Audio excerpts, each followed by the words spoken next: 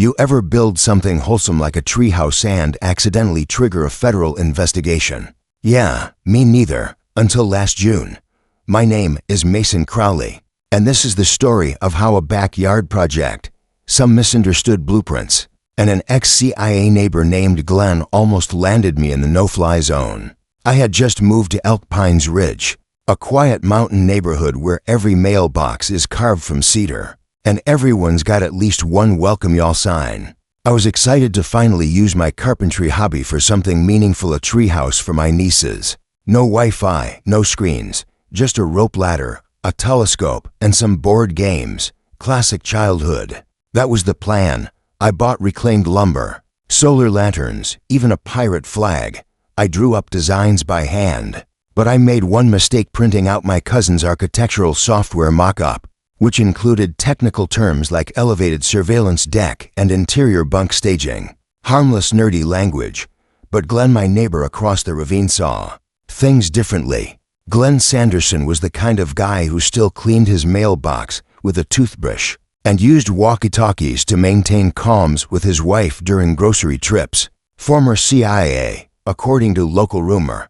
Always in aviator shades, never without a clipboard. The moment I started hammering the base of the treehouse, he appeared from behind his hydrangeas holding binoculars. Not even subtle, full-on field op. Surveillance mode. I waved. He didn't wave back. Instead, he snapped a photo, made a note, and vanished. That night, I saw a red dot moving along my tree trunk. Not a laser sight, thankfully just Glenn's laser measure. He was scanning angles, taking notes. I thought it was eccentric old man behavior. I was wrong. Turns out Glenn had been tracking me since my moving van arrived. Why? Because I had a bumper sticker that said "Hack the Planet." It's a movie quote. To Glenn, it was code for cyber warfare. On day 5 of my build, I came outside to find 2 black SUVs parked near my driveway, and 3 very serious men in tactical khakis, reviewing a manila folder with my face on the front. One introduced himself as Agent Fulton from the Department of Domestic Infrastructure Integrity. A mouthful. He asked if I was the individual known as Crowley and whether my structure had a secured uplink. Node. My response: it's a treehouse. For children, there's a juice box holder. They insisted on a full inspection. I complied. As Agent Fulton climbed the rope ladder, one of the others radioed, "Structure is sound. No obvious traps." Glenn stood nearby the entire time with a smug, arms crossed look that said, "Told you."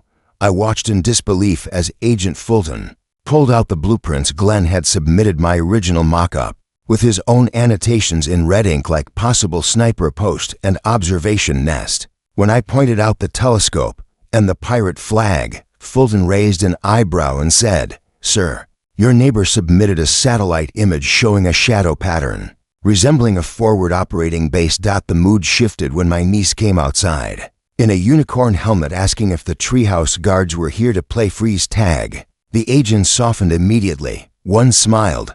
Glenn, however, stiffened like he'd just smelled betrayal. After some awkward questioning and a sweep for sensitive tech, they left. No arrests. Just a warning not to use terms like watchtower or bunker in my emails. Apparently, some AI flags that stuff.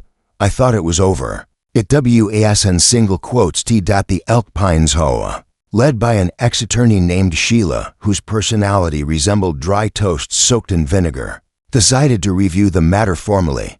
At the emergency hearing, Glenn presented a slideshow titled "Signs of Domestic Extremism," a case study. His key evidence: the pirate flag, international maritime symbology, my paint choice, camouflage-adjacent earth tones, and most damningly, my choice of snacks, bulk-purchased protein bars, military rations. My defense: look, I just wanted a treehouse where my niece could pretend to be a squirrel to everyone's surprise. Sheila ruled in my favor, mostly because her own grandson wanted an invite to the cool Watchtower tree fort. Glenn was forced to attend a neighborhood seminar titled "Not Everyone's a Spy: Adjusting to Civilian Life." I, on the other hand, became an unlikely celebrity. Parents brought their kids over. Local paper ran a headline: "Man builds treehouse, almost starts Cold War." My nieces love their treehouse. We renamed it the Fort of Peace every Saturday. We host storytelling nights. Glenn doesn't attend, but I see him sometimes, peeking through the curtains. Now, every time I hear a drone buzzing overhead, I wonder if it's Amazon, or Glenn checking to see if I've added a second floor.